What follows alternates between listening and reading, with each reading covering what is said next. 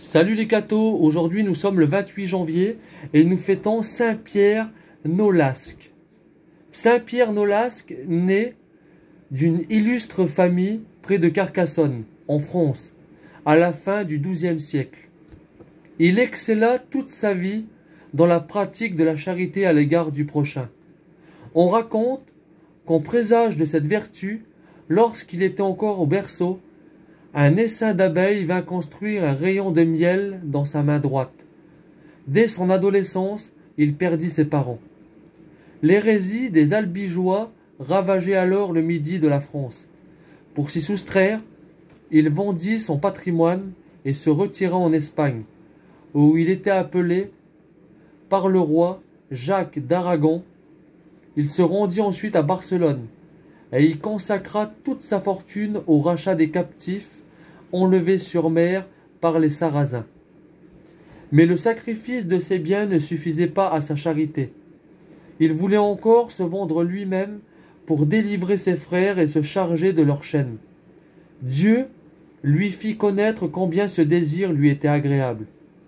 Une nuit, qu'il priait en songeant à la délivrance des captifs, la Sainte Vierge lui apparut et lui redemanda d'établir en son honneur un ordre religieux consacré à cette œuvre de charité. Il s'empressa d'obéir à cet avertissement céleste, d'autant plus que le roi et Raymond de Pénafort avaient reçu en même temps la même révélation. Il fonda l'ordre de Notre-Dame de la Merci pour la rédemption des captifs.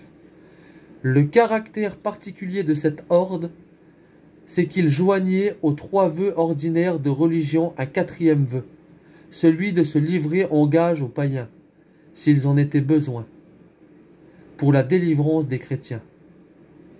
À cet exemple héroïque de charité, il joignait celui de toutes les vertus.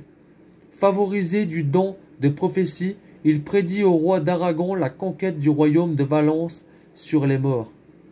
Ils étaient soutenus par de fréquentes apparitions de son ange gardien et de la bienheureuse Mère de Dieu.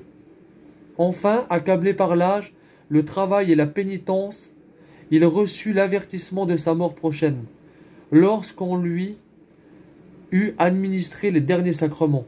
Il exhorta encore ses frères à la charité envers les captifs. Puis, en disant ces paroles, le Seigneur a envoyé la rédemption à son peuple.